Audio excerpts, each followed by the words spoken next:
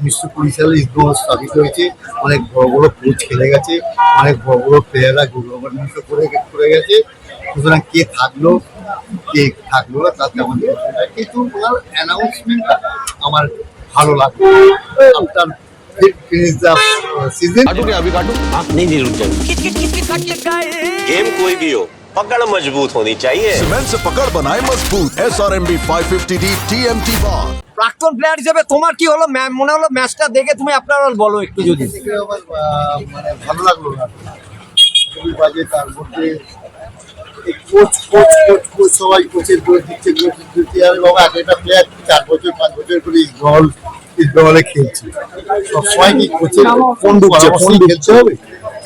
না তো প্লেয়ার একটা ক্লাব থেকে পয়সা নিচ্ছে, তাদেরও তো কিছু দেবার আছে না।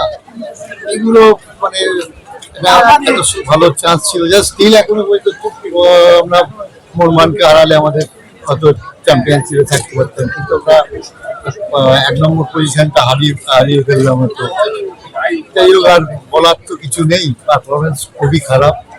জানি না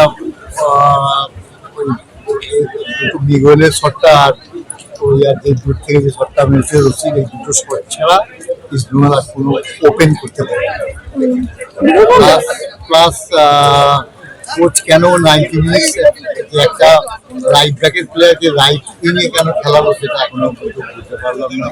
প্লাস যা এটা করলে যারা নামানো যাবে তাদের তো খেলার টাইম দিতে হবে। 80 মিনিটের পর একটা প্লেয়ারকে যদি নামায় সে সেট হয়ে কি করে খেলবে? কোচের আমি দোষ দিই না, প্লেয়ারের একটা তাগিদ থাকার দরকার। ছিল না ফুটবল জীবনে যারা আমাদের যখন খেলেছি আমরা সবসময় প্রতিজ্ঞার কথা মেনে আমরা কিন্তু ফুটবল খেলি। আমরা টিমের সাথে খেলতাম, আমরা প্রতিজ্ঞা যেটা বলতো কখনো কখনো প্রতিজ্ঞা থেকে কথা ভুলে গিয়ে টিম কিভাবে জিতবে কিভাবে। আমরা সত্যি কথা বলতে কি আমি খুব একটা করি না ফুটবল কেরিয়ারে। আমি ফুটবল ক্লাবে যেসব বেশ কিছু প্লেয়ার আছে ইস্টবেঙ্গলে খেলার মতো যোগ্যতা তাদের আমরা যে কোনো মানে ফুটবল ম্যাচে আমরা যে কোনো দিনই 4-5টা ভালো সেন্টার করতাম, গোলে শট মারতাম। এত বাজে ফুটবল এই মানে আজকের দিনে অবিশ্বাস্য না। শুধু কোচকে দোষ দিয়ে কিন্তু লাভ নেই, শুধু কোচকে দোষ দিয়ে কোচ আরে বাবা প্লেয়ার যদি আমি টাকা নিচ্ছি, আমার টাকার বিনিময়ে আমাকে কি দিতে হবে? আমাকে ক্লাবকে রিটার্ন দিতে হবে, ট্রফি জিততে হবে। আমরা আমাদের ঘরে তোমার 1920 সালে আমাদের জন্ম। 1920 সাল থেকে যত টুর্নামেন্ট আছে সব টুর্নামেন্ট আমাদের ঘরে আছে। ইভেন বাইরে থেকেও আমাদের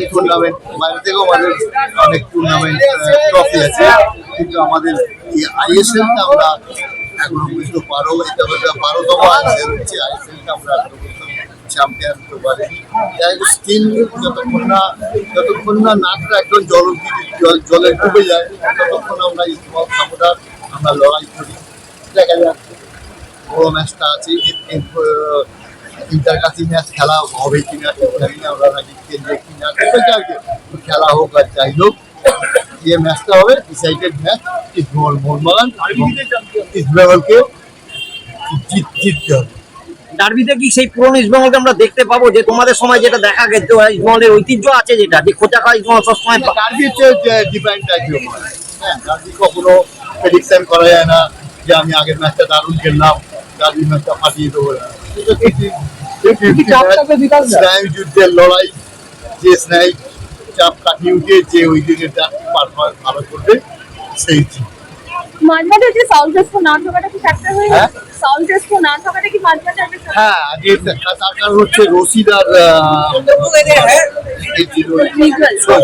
সৌভিক। রশিদ আর সৌভিক দুটোই হচ্ছে মানে ম্যাক্সিমাম খুব একটা ভালো পাস করতে পারে না, গুড ট্যাকেলার। ঠিক আছে, তোমার সৌভিক হচ্ছে ম্যাচ জিতলো, 1 গোলে 2 গোলে জিতছি, ঠিক আছে। লাস্টের দিকে 15-20 মিনিট হয়ে করলাম ওর খেলা ভাঙার খেলা। তাই টেস্টও তো দরকার ছিল যে ফাইনাল পাঁচটা করতে পারবে। তার কারণ হচ্ছে ইসলামে আমি যা দেখলাম একটাই প্লেয়ার, দ্যাট ইজ মিগুয়েলকে দেখি সেটি মানে আমি আগেও বলেছিলাম যে একটা ম্যাচ থেকে বলেছিলাম যে কিষানদের যে ধরনের পাস করতো সেই ধরনের পাস ও সেদিকে অনেক খারাপ করেছে। হয়তো কিষানের সঙ্গে তুলনা করা ঠিক হবে না, কারণ ইজ দ্য গ্রেটেস্ট প্লেয়ার। ইসবাউটারে যেটুকু খেলার মিগুয়েল খেলে কালকে প্রেস কনফারেন্সে অস্ট্রেল ব্লুজও তিনজন ক্যাপ্টেনের নাম করে কটাক্ষ করেছেন। এইসব এবার এইসব- সেটার কি প্রভাব মাঠে পড়লো, মানে বাইরের প্রভাব পড়ছে কি মাঠে এটা? কোচের কাজ হচ্ছে টিমকে ঠিকভাবে তৈরি করা। আমি টিচার, আমি যদি স্টুডেন্টকে আগেই বলি, আমার সঙ্গে কন্ট্যাক্ট আছে 31শে মে অব্দি আমার সাথে কন্ট্যাক্ট আছে, আমি কেন আগে বলবো যে আমি এরপরে আমি ম্যাচ ছেড়ে দেবো? কিন্তু তো প্লেয়াররা ডিমোরালাইজ হয়ে যাবে না।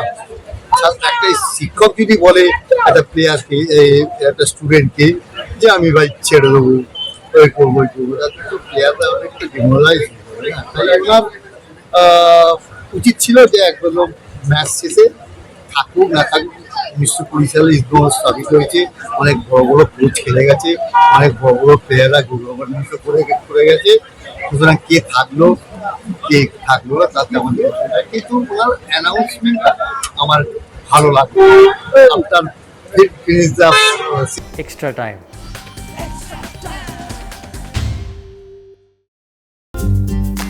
লেটেস্ট নিউজ আর এক্সক্লুসিভ ভিডিওর সঙ্গে আপডেট থাকতে এখনই সাবস্ক্রাইব করুন আমাদের ইউটিউব চ্যানেল। বেল আইকনে ক্লিক করতে ভুলবেন না যেন।